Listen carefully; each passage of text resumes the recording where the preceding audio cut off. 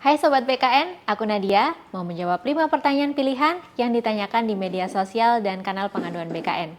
Langsung aja aku bacain ya. Pertanyaan pertama, Min, saya tidak bisa menginput penetapan angka kredit PAK tahun 2022, 2023, dan 2024.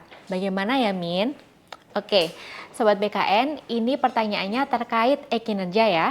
Oke, terkait dengan permasalahan tidak bisa menginput PAK, maka perlu diketahui nih bahwa bagi pegawai yang telah diangkat dan memiliki angka kredit sebelum tahun 2022, maka proses penginputan PAK 2023 dan seterusnya harus didahului dengan penginputan angka kredit integrasi tahun 2022 pada aplikasi e-kinerja. Nah, untuk dapat menginput angka kredit tahun 2022 terdapat 2 cara, yaitu dengan metode sinkro menggunakan tombol sinkro AKSIASN atau penginputan data AK integrasi pada SIASN. Kemudian, cara keduanya adalah menginput secara manual menggunakan tombol tambah PAK 2022, kemudian dilakukan persetujuan oleh pejabat penilai kinerja. Nah, oleh karena itu, Sobat BKN mohon dipastikan pelapor telah melalui proses tersebut sebelum penginputan PAK tahun 2023 dan seterusnya. Sudah jelas ya? Kita lanjut ke pertanyaan kedua. Saya PNS di instansi X. Tahun 2025 ini saya berusia 58 tahun dan akan pensiun bulan Juni 2025. Yang saya tanyakan adalah sesuai dengan ketentuan peraturan pemerintah PP nomor 45 tahun 2015 tentang penyelenggaraan program jaminan pensiun, pada Pasal 15 ayat 3 mengatur tentang usia pensiun pekerja Indonesia bertambah 1 tahun setiap 3 tahun sekali. Maka tahun 2025 ini usia pensiun menjadi 59 tahun. Apakah saya harus mengajukan pensiun tahun ini, bulan Juni 2025, ataukah pensiun pada tahun 2026 mendatang? Mohon pencerahannya ya. Terima kasih. Oke. Di pertanyaan kedua ini terkait batas usia pensiun. Nah, Sobat BKN, batas usia pensiun atau BUP PNS masih mengacu pada peraturan pemerintah nomor 11 tahun 2017, di mana BUP minimal dengan jabatan tertentu adalah 58 tahun. PP nomor 45 tahun 2015 ini sudah tidak relevan untuk dijadikan acuan dalam menentukan BUP PNS. Nah, berkaitan dengan pertanyaan ini, jawabannya mengacu sesuai dengan PP 11 tahun 2017 dan jabatan terakhirnya. Oke, Sobat BKN, kita beranjak ke pertanyaan ketiga. Min, dalam data SIASN ada kesalahan data. Masa kerja seharusnya 20 tahun 10 bulan, tertulis 14 tahun 10 bulan, dan TMT PNS ini seharusnya 1 Maret 2005, tertulisnya 1 Desember 2005. Oke, Sobat BKN, kali ini tentang perbaikan data SIASN ya. Terkait dengan pertanyaan ini, Sobat BKN dapat mengajukan perbaikan masa kerja melalui peremajaan golongan pada SIASN. Pengusulan peremajaan golongan dapat disampaikan melalui Biro Kepegawaian di instansi tempat Sobat BKN bekerja ya. Oke, kalau sudah jelas, kita lanjut ke pertanyaan keempat.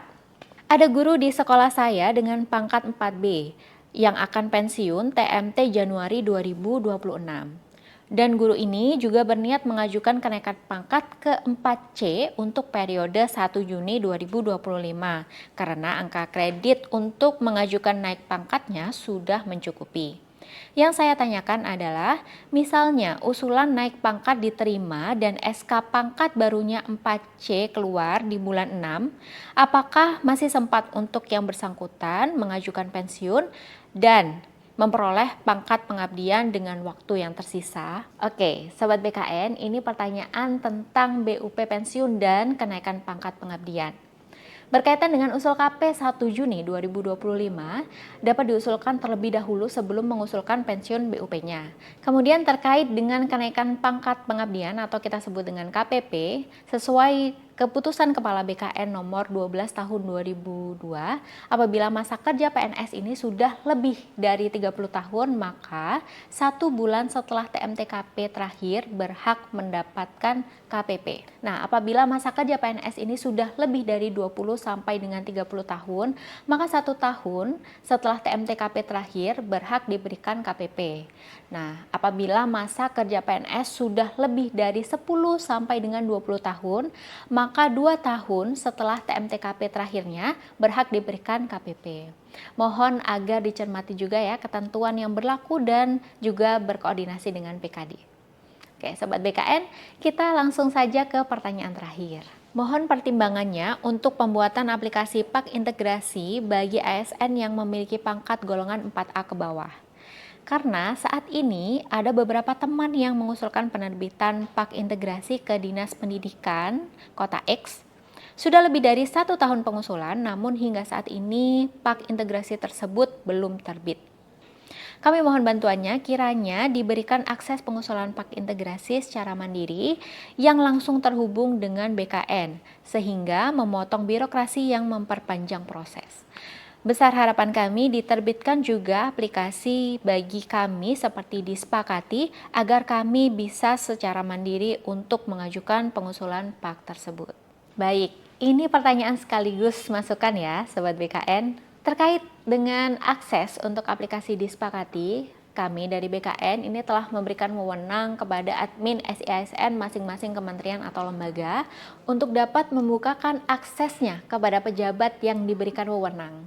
Nah, kemudian untuk dinas-dinas yang ada di daerah, untuk admin SIASN-nya ini biasanya ada di BKPSDM. Nah, untuk itu silahkan diajukan kepada admin SIASN yang ada di BKPSDM daerah Sobat BKN Bekerja untuk membukakan akses admin disepakati. Oke, Sobat BKN, itu dia jawaban dari 5 pertanyaan pilihan yang ditanyakan oleh Sobat BKN. Gimana nih? Udah paham ya sekarang? Jika Sobat BKN ada pertanyaan lainnya seputar layanan kepegawaian, jangan ragu untuk bertanya di kanal pengaduan maupun media sosial BKN ya. Aku Nadia, sampai jumpa di Q&A berikutnya.